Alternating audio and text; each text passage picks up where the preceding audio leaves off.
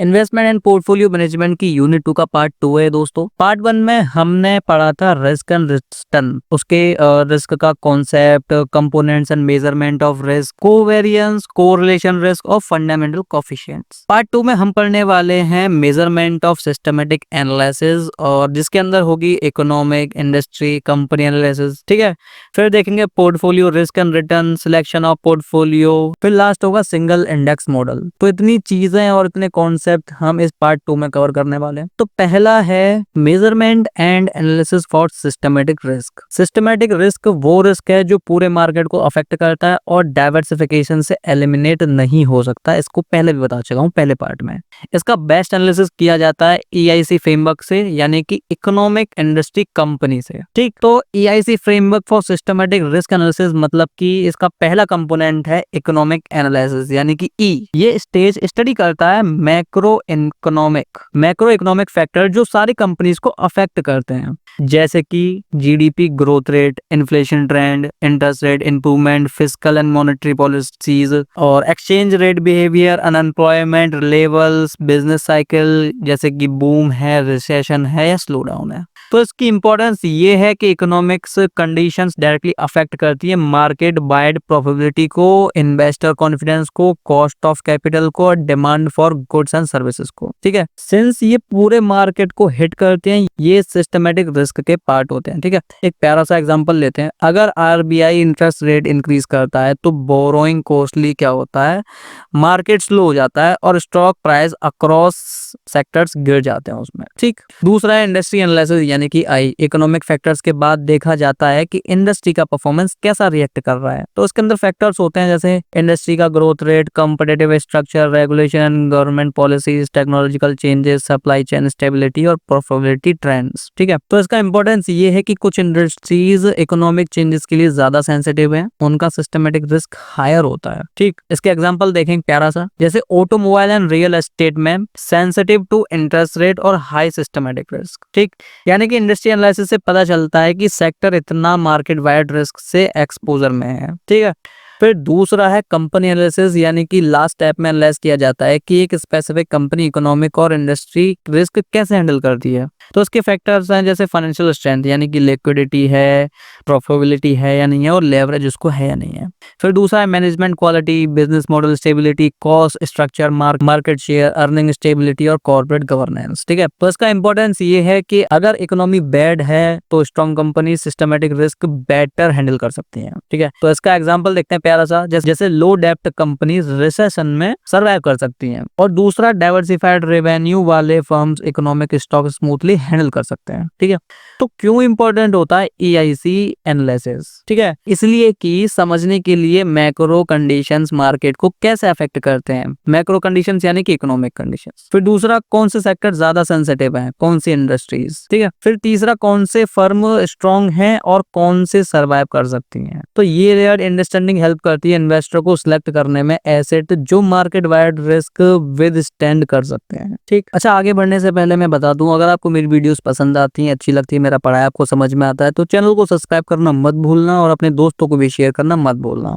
आपका एक like comment मेरे लिए बहुत बड़ा सपोर्ट है, बहुत बड़ा मोटिवेशन है। तो इसी तरह इस चैनल को सपोर्ट देना, प्यार देना। ठीक है, इसी तरह से मैं आपके लिए मेहनत करता रहूंगा, नए नए वीडियोस लाता रहूंगा हर सब्जेक्ट के, हर सेमेस्टर के। ठीक है, तो आगे बढ़ते हैं। अब पांचवा टॉपिक है portfolio risk and return.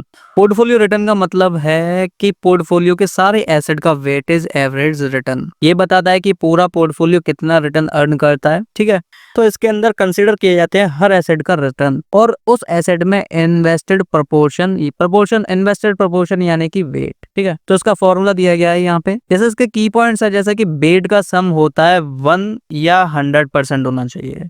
Higher return asset का इम्पैक्ट सिर्फ तब ज्यादा होगा जब वेट ज्यादा होगा, और पोर्टफोलियो रिटर्न सिंपल है, इसमें कोवेरिएंस का इफेक्ट नहीं होता है। ठीक है, एग्जांपल देखते हैं प्यारा सा, जैसे कि 60% इन एसेट ए और रिटर्न आया 10%, और 40% इन एसेट बी, उसका रिटर्न आया 6%। ठीक है, तो हमारा पोर्टफोलियो रिटर्न कितना आया इसमें? 8.4%। ठीक, फिर दूसरा है portfolio risk. Portfolio risk simple average नहीं होता, ये डिपेंड करता है कि इंडिविजुअल एसेट रिस्क यानी कि स्टैंडर्ड डेविएशन और कोरिलेशन बिटवीन एसेट्स और covariance variation between asset return. ठीक है, अच्छा क्यों जरूरी है portfolio risk? Asset independently move नहीं करते, एक साथ या पॉजिटिव डायरेक्शन में मूव करते हैं या ऑल ओवर रिस्क को अफेक्ट करता है। ठीक है, तो इसका मेन आइडिया ये है कि अगर दो एसेट हाईली कोरिलेटेड हैं तो यानी कि पॉजिटिव है और रिस्क इंक्रीज हो सकता है। अगर दो एसेट लो या नेगेटिव कोरिलेशन में है तो रिस्क डिक्रीज हो सकता है। यही डाइवर्सिफिकेशन का बेनिफिट है। ठीक, तो इसकी एक छोटी सी समरी लेते हैं पोर्टफोलियो रिस्क एंड रिटर्न की। पोर्टफोलियो रिटर्न यानी कि weightage average of individual return, यानी कि ऑल ओवर अर्निंग कैपेसिटी, उसको कहते हैं पोर्टफोलियो रिटर्न। और पोर्टफोलियो रिस्क यानी कि depends on individual risk plus correlation, जो डाइवर्सिफिकेशन से अनसिस्टमेटिक रिस्क रिड्यूस होता है और पोर्टफोलियो वॉलेटिलिटी कम होती है उससे। ठीक है, तो क्यों पोर्टफोलियो थ्योरी मैटर करती है? पोर्टफोलियो थ्योरी इन्वेस्टर को यह समझाने में मदद करती है कि कैसे रिस्क को कम किया जा सकता है और बिना रिटर्न सेक्रीफाइस किए। तो पहला तो ये helps in reduce risk without reducing return, यानी कि पोर्टफोलियो थ्योरी के अकॉर्डिंग जब हम डिफरेंट एसेट्स को कंबाइन करते हैं तो ऑल ओवर पोर्टफोलियो का रिस्क कम हो जाता है, लेकिन एक्सपेक्टेड रिटर्न सेम या बेटर रह सकता है। तो रीजन इसका ये है कि सब एसेट एक साथ सेम डायरेक्शन में मूव नहीं करते। ठीक, फिर दूसरा है allows optimal allocation across asset. ये थ्योरी बताती है कि किस एसेट में कितना इन्वेस्ट करना चाहिए ताकि बेस्ट रिस्क रिटर्न कॉम्बिनेशन मिले। ठीक है, मतलब कि सिर्फ एसेट चूज करना ही नहीं बल्कि उनके वेट डिसाइड करना भी इंपॉर्टेंट होता है। फिर तीसरा है basics of modern portfolio theory, यानी कि एमपीटी। पोर्टफोलियो थ्योरी ही मॉडर्न पोर्टफोलियो की फाउंडेशन है। एमपीटी का मेन फोकस होता है एक्सपेक्टेड रिटर्न और रिस्क और कोरिलेशन बिटवीन एसेट्स। ठीक है, फिर चौथा और लास्ट है helps construct efficient portfolios. Portfolio theory से हम एफिशिएंट फ्रंटियर बनाते हैं। एफिशिएंट फ्रंटियर्स वो सेट ऑफ पोर्टफोलियोज होते हैं जो सेम रिस्क पर मैक्सिमाइज रिटर्न देते हैं या सेम रिटर्न पर मिनिमाइज रिस्क लेते हैं। ठीक है, इस फ्रंटियर पर जो पोर्टफोलियोज होते हैं उन्हें एफिशिएंट पोर्टफोलियोज कहते हैं। ठीक है, अब बात करते हैं मार्कोविट्ज पोर्टफोलियो थ्योरी की, जिसे मॉडर्न पोर्टफोलियो थ्योरी भी कहते हैं, शॉर्ट में से एमपीटी कहते हैं। मार्कोविट्ज पोर्टफोलियो थ्योरी यानी कि हेनरी मार्कोविट्ज ने 1952 में प्रपोज की थी। इन्वेस्टर को पोर्टफोलियो चूज करते टाइम एक्सपेक्टेड रिटर्न और रिस्क यानी कि दोनों को साथ में कंसीडर करना चाहिए। इस थ्योरी का मेन फोकस होता है ये बताना कि सही डाइवर्सिफिकेशन से रिस्क कम हो सकता है या जब एसेट परफेक्टली कोरिलेटेड ना हो। ठीक है, कोरिलेटेड मतलब कि सेम डायरेक्शन में ना मूव कर रहे हो। तो इसके कोर आइडियाज क्या हैं मार्कोविट्ज थ्योरी के? पहला है रिस्क रिटर्न ट्रेड ऑफ। हर इन्वेस्टमेंट में रिस्क और रिटर्न दोनों होते हैं। इन्वेस्टर का ऑब्जेक्टिव होता है मिनिमम रिस्क पर मैक्सिमम रिटर्न, यानी कि मार्कोविट्ज ने क्लियरली शो किया था जब एसेट को वाइजली कंबाइन किया जाता है तो all over portfolio risk reduce हो सकता है। ठीक है, फिर दूसरा है डाइवर्सिफिकेशन। मार्कोविट्ज के अकॉर्डिंग डाइवर्सिफिकेशन का मतलब सिर्फ बहुत सारे एसेट्स खरीद लेना नहीं होता, ये भी है कि साइंटिफिक डाइवर्सिफिकेशन जो कोरिलेशन पर बेस्ड होती है। ठीक है, फिर अगर दो एसेट साथ में मूव नहीं करते तो ये लो या नेगेटिव कोरिलेशन कहलाती है, तो पोर्टफोलियो रिस्क डिक्रीज होता है। यही मार्कोविट्ज थ्योरी का हार्ट है, दिल है। ठीक, फिर ये पोर्टफोलियो एक्सपेक्टेड रिटर्न का ये फॉर्मूला है। ठीक है, इसमें क्या होता है, रिटर्न इजी होता है। फिर चौथा है पोर्टफोलियो रिस्क यानी कि वेरिएंस या स्टैंडर्ड डेविएशन।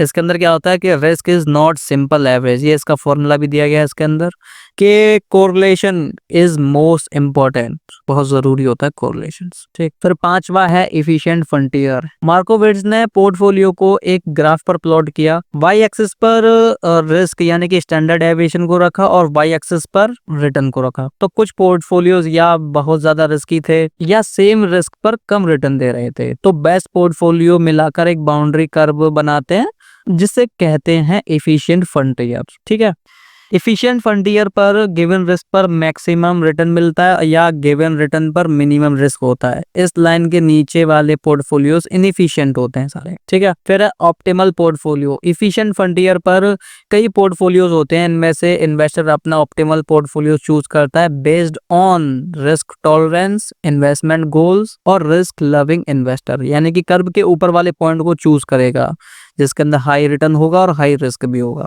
फिर तीसरा कंजर्वेटिव इन्वेस्टर होते हैं जो कर्व के नीचे वाले पॉइंट को चूज करेगा जिसके अंदर लो रिस्क होता है। ठीक, अच्छा एडवांटेज क्या है मार्कोविट्ज थ्योरी की? तो पहला तो ये कि साइंटिफिक डाइवर्सिफिकेशन है इसके अंदर, यानी कि मार्कोविट्ज थ्योरी रैंडम डाइवर्सिफिकेशन पर नहीं बल्कि साइंटिफिक और लॉजिकल डाइवर्सिफिकेशन पे फोकस करती है। एसेट ऐसे चूज किए जाते हैं जिनका रिस्क रिटर्न बिहेवियर डिफरेंट हो बिल्कुल। फिर दूसरा कोरिलेशन पर फोकस, ये थोड़ी सिर्फ इंडिविजुअल रिस्क नहीं देखती बल्कि एसेट के बीच में कोरिलेशन को कंसीडर करती है। लो या नेगेटिव कोरिलेशन यानी कि पोर्टफोलियो का रिस्क कम होता है उसके अंदर, और हाई कोरिलेशन यानी कि रिस्क कम नहीं होता उसमें। तीसरा है ऑप्टिमल पोर्टफोलियो कंस्ट्रक्शंस, यानी कि मार्कोविट्ज थ्योरी बताती है कि कौन सा पोर्टफोलियो बेस्ट है गिवन रिस्क रिटर्न कॉम्बिनेशन के बीच में। इससे ऑप्टिमल पोर्टफोलियो चूज करना पॉसिबल हो जाता है। फिर चौथा है गिवन रिटर्न के लिए रिस्क मिनिमाइज करता है। थ्योरी का मेन ऑब्जेक्टिव ये है कि सेम एक्सपेक्टेड रिटर्न पर मिनिमम पॉसिबल रिस्क लिया जाए और सेम रिस्क पर मैक्सिमम रिटर्न मिले। पांचवा foundation of modern investment theory यानी कि CAPM। मार्कोविट्ज थ्योरी ही मॉडर्न पोर्टफोलियो थ्योरी यानी कि MPT और कैपिटल एसेट प्राइसिंग मॉडल की बेस है। इसके बिना CML और SML बीटा जैसे कॉन्सेप्ट पॉसिबल ही नहीं होते हैं। अब इसकी लिमिटेशंस भी हैं। अज्यूम करता है कि इन्वेस्टर रेशनल होते हैं। थ्योरी ये मान लेती है कि सब इन्वेस्टर परफेक्टली रेशनल होते हैं और हमेशा रिस्क कम और रिटर्न ज्यादा चाहते हैं। तो रियलिटी में इन्वेस्टर इमोशनल भी होते हैं और फियर, ग्रीड, हार्ड मेंटलिटी, ठीक है। फिर दूसरा रिटर्न नॉर्मल डिस्ट्रीब्यूशन फॉलो करते हैं। मार्कोविट्ज थ्योरी अज्यूम करती है कि रिटर्न नॉर्मल डिस्ट्रीब्यूशन फॉलो करती हैं। रियल मार्केट में रिटर्न कभी कभी एक्सट्रीम होता है, जैसे जो नॉर्मल डिस्ट्रीब्यूशन से मैच नहीं करते। फिर तीसरा है बहुत ज़्यादा डाटा की रिक्वायरमेंट। थ्योरी को अप्लाई करने के लिए रिटर्न, वेरिएंस और कोवेरिएंस मैट्रिक्स का डाटा चाहिए होता है। जैसे जैसे एसेट बढ़ते हैं कैलकुलेशन बहुत कॉम्प्लेक्स हो जाती है। फिर चौथा है पास डाटा को फ्यूचर को परफेक्टली प्रेडिक्ट नहीं करता। एक्सपेक्टेड रिटर्न और रिस्क पास डाटा के बेसिस पर कैलकुलेट किए जाते हैं, लेकिन फ्यूचर हमेशा पास जैसा बिहेवियर करे ये बिल्कुल भी जरूरी नहीं होता है। तो एक शॉर्ट सी डेफिनेशन है इसकी। Markowitz portfolio theory state that investor can construct an optimal portfolio by combining asset with different correlation to achieve the highest expected return for given level of risk. It introduces the efficient frontier and explain how diversification reduces portfolio risk. ठीक है, आगे बढ़ते हैं last concept. अब बात करते हैं आज के लास्ट टॉपिक की, यानी कि सिंगल इंडेक्स मॉडल की। सिंगल इंडेक्स मॉडल को विलियम शार्प ने डेवलप किया था। ये मार्कोविट्ज पोर्टफोलियो थ्योरी का सिंप्लीफाइड वर्जन है। इस मॉडल के अकॉर्डिंग हर सिक्योरिटी का रिटर्न एक ही कॉमन फैक्टर से रिलेटेड होता है और वो फैक्टर है मार्केट इंडेक्स, इसीलिए इसका नाम है सिंगल इंडेक्स मॉडल। ठीक, तो बेसिक आइडिया क्या है सिंगल इंडेक्स मॉडल का? SIM कहता है कि स्टॉक का रिटर्न मेनली मार्केट के मूवमेंट की वजह से होता है और जो एक्स्ट्रा मूवमेंट होता है वो कंपनी के अपने फैक्टर्स की वजह से होता है। इसलिए टोटल रिटर्न यानी कि मार्केट इफेक्ट और plus company minus specific effect, ये SIM की इक्वेशन दी हुई है। तो इसमें अल्फा का मतलब होता है एक्स्ट्रा रिटर्न जो स्टॉक अर्न करता है इवन इफ मार्केट कंस्टेंट रहे, ठीक है, और कंपनी स्ट्रेंथ या मैनेजर स्किल्स को शो करता है। हायर अल्फा यानी कि बेटर परफॉर्मेंस, ठीक। फिर है बीटा, बीटा यानी कि सिस्टमैटिक रिस्क को मेजर करता है, मार्केट के कंपैरिजन में वॉलेटिलिटी बताता है, ठीक है। पहले ही बता चुका हूँ, बीटा अगर इक्वल है 1 के तो मार्केट के साथ मूव होता है, और अगर बीटा ज्यादा 1 से तो ज्यादा वॉलेटाइल होता है। अगर बीटा कम है 1 से तो डिफेंसिव स्टॉक होता है, और अगर बीटा कम है 0 से तो मार्केट के अपोजिट मूव करता है। बहुत ज्यादा रेयर चांसेस होते हैं इसके, ठीक है। फिर है मार्केट रिटर्न, मार्केट इंडेक्स का रिटर्न यानी कि सेंसेक्स, निफ्टी, ठीक है। तो ऑल ओवर इकोनॉमी और मार्केट वाइड स्टॉक को कैप्चर करता है मार्केट रिटर्न, ठीक है। फिर चौथा है error term, purely company specific risk होता है, ये अनसिस्टमेटिक रिस्क भी होता है और डाइवर्सिफिकेशन से रिड्यूस हो सकता है। तो क्यों SIM इंपॉर्टेंट होता है? पोर्टफोलियो एनालिसिस को सिंपल बना देता है और हंड्रेड्स ऑफ कोवेरिएंस कैलकुलेशंस की जरूरत नहीं पड़ती। एक्सपेक्टेड रिटर्न को एस्टिमेट करने में हेल्प करता है और सिस्टमैटिक और अनसिस्टमैटिक रिस्क को अलग अलग मेजर करता है, और कैपिटल एसेट प्राइसिंग मॉडल का बेस है ये। तो मार्कोविट्ज मॉडल में हर स्टॉक का पेयर कोवेरिएंस कैलकुलेट होता है, जबकि SIM यानी कि सिंगल इंडेक्स मॉडल में सिर्फ मार्केट इंडेक्स यूज होता है, ठीक है। फिर दूसरा है रिस्क डिकम्पोजिशंस। इसमें क्या होता है, सिस्टमैटिक रिस्क डाइवर्सिफाई नहीं होता और अनसिस्टमैटिक रिस्क डाइवर्सिफाई हो सकता है। इसका ये इसमें फॉर्मूला भी दिया हुआ है। तो एडवांटेज क्या है सिंगल इंडेक्स मॉडल का? इजी टू यूज होता है, ठीक है, कम डाटा रिक्वायरमेंट होती है इसके लिए, और systematic unsystematic risk clearly separate कर देता है। पोर्टफोलियो कंस्ट्रक्शन में यूजफुल होता है और सिक्योरिटी रैंकिंग में भी हेल्प करता है, जैसे कि अल्फा, शार्प रेशियो वगैरह में, ठीक। अच्छा, SIM की लिमिटेशंस क्या है? अज्यूम करता है कि मार्केट सिर्फ एक ही फैक्टर है, ये इसकी लिमिटेशंस है। फिर दूसरा मल्टी फैक्टर इन्फ्लुएंसेस जैसे कि इंटरेस्ट रेट, इन्फ्लेशन को इग्नोर करता है। और फिर तीसरा बीटा टाइम के साथ चेंज होता रहता है। ठीक है, तो इसका एक एग्जाम रेडी डेफिनेशन है जैसे कि the single index model state that the return on the securities influenced by one major factor, the market index. It's links a stock return to market return through alpha and beta and divides total risk into systematic and unsystematic components. ठीक है, तो ये थी दोस्तों unit 2 अब पूरी complete हो चुकी है। वीडियो अगर पसंद आई तो वीडियो को लाइक करना मत भूलना, चैनल को सब्सक्राइब करना मत भूलना और अपने दोस्तों को भी शेयर करना मत भूलना। तब तक के लिए गुड बाय एंड टाटा, मिलते हैं नई वीडियो के साथ में।